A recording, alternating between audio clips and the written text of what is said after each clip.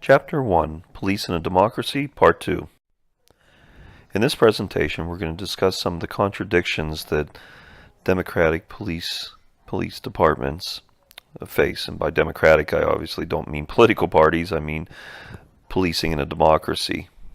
Herman Goldstein is a famous and influential policing scholar. We're going to talk a little bit about him later when we cover problem-oriented policing, a concept that he created. But Herman Goldstein wrote a book about the role of the police in a free society. I actually assigned in your discussion forum for this week, I assigned the first chapter of his book.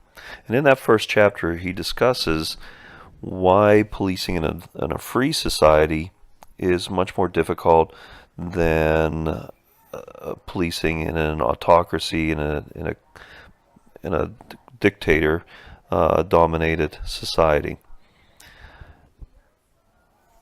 And these contradictions, as he calls them, are different beliefs, policies, circumstances, whatever you would like to call them, that push and pull the police in different directions. And so the public may have, and the police may have, expectations that are often contradictory. And those are what we're going to cover in this slideshow presentation. And what are some of these contradictions? Well, Goldstein notes that police are expected to enforce the laws, and that there may be an assumption among the public that the police will enforce all of the laws and enforce them all of the time. But at the same time, the public really, when we actually look at what happens in practice, the public really doesn't want the police to enforce all the laws all the times. A simple example of this would be on the highways. Yes, we know the speed limit might be 55 miles per hour, but I think we'd get pretty mad pretty quickly if the police were strictly enforcing that and were pulling over every single person who was going 1 mile over the speed limit. And there's an expectation that even if we're speeding a little bit, the police are going to ignore it. It's only when we're speeding a lot that the police are going to stop us. So you have this contradiction for police officers in a free society. On the one hand, we expect them to enforce the laws, but on the other hand, we expect them to not enforce the laws fully. And so the police have to figure out, well, where is that fine line? Are there some laws that we really do want to have the police enforce completely? Well, sure, like a murder law. But are there some laws that we don't want the police to enforce very strictly? Well, yes, jaywalking is probably something that we really don't care a whole lot about unless it's a really busy intersection where pedestrians have been injured or killed. But otherwise, we'd say, okay, policing, jaywalking, police officers, jaywalking is a minor thing. Don't bother to enforce that law. So the police have to figure out where is that fine line. And this is one of the contradictions that the police must face. That on the one hand, the public expects full enforcement, but on the other hand, the public doesn't expect full enforcement. Another contradiction is that the public expects the police to prevent crime and to find criminals. And so the police obviously do try to accomplish these goals. However, the reality of the situation is that the police have limited resources, limited expertise, no matter how well they're trained, limited personnel, that they can't really prevent all crimes and apprehend all criminals, and they can't do it as efficiently as the public may want. So therefore you have that as a contradiction. The public says, police, you should be able, we watch the TV shows, we watch the movies, the police in those shows and movies always catch the criminals. Why can't you do it? And so the police will be put under pressure to actually catch every criminal who's out there, even though it's impossible for them to do so. A third contradiction deals with the kind of authority that the police have. We give the police the authority to control situations and to exercise force if necessary, to act in what Goldstein called coercive authoritarian manners. So on the one hand, we expect the police to use these skills, these abilities, this authority to control situations. So we expect them to be authoritarian. But the other side of the coin is, in most encounters with the public, the police don't need to be authoritarian.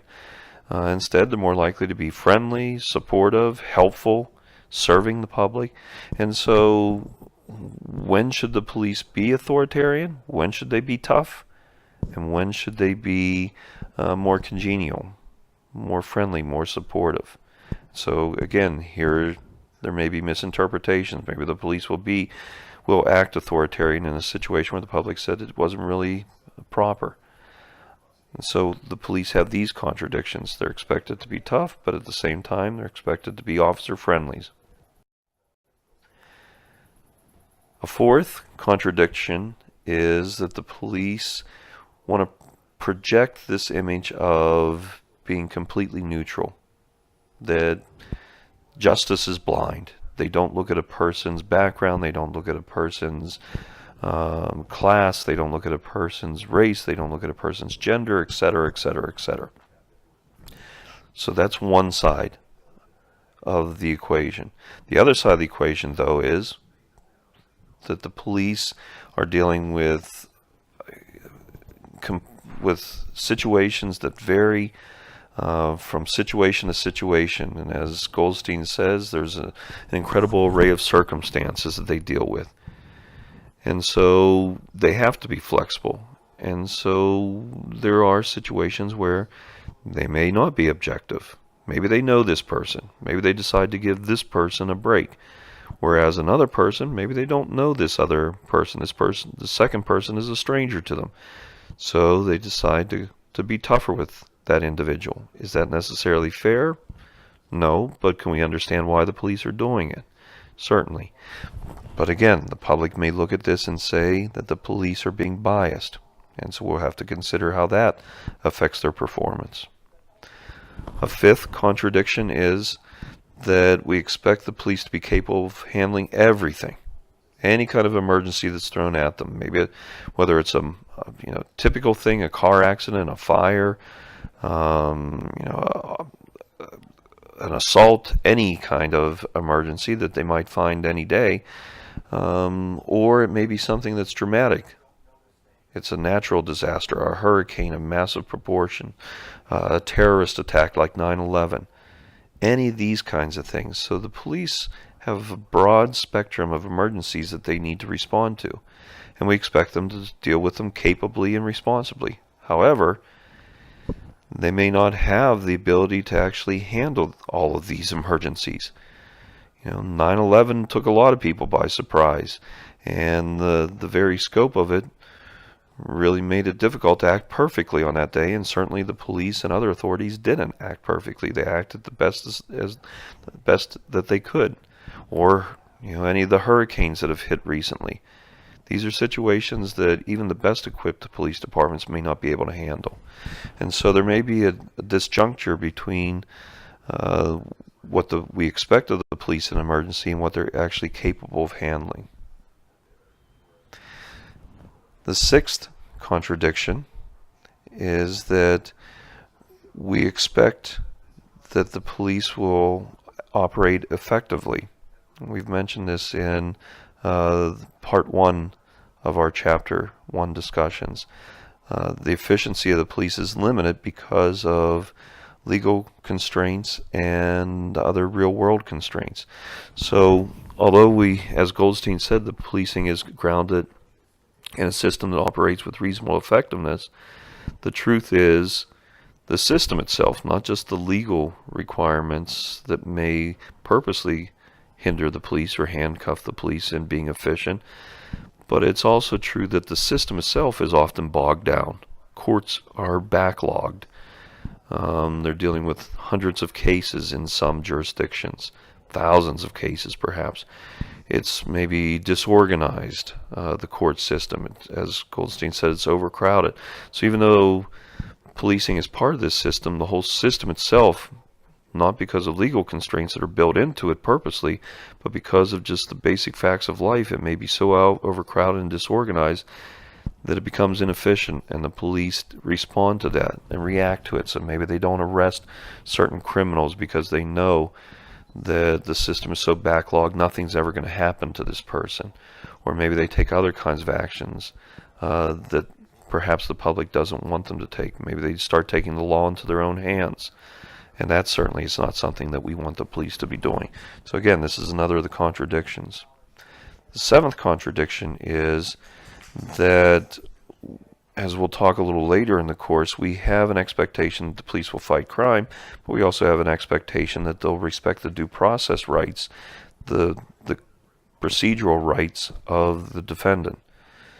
So they're expected to really be, as Goldstein says, aggressive with dealing with criminals, so that we want them to be really proactive, be really out there preventing crime, stopping crime.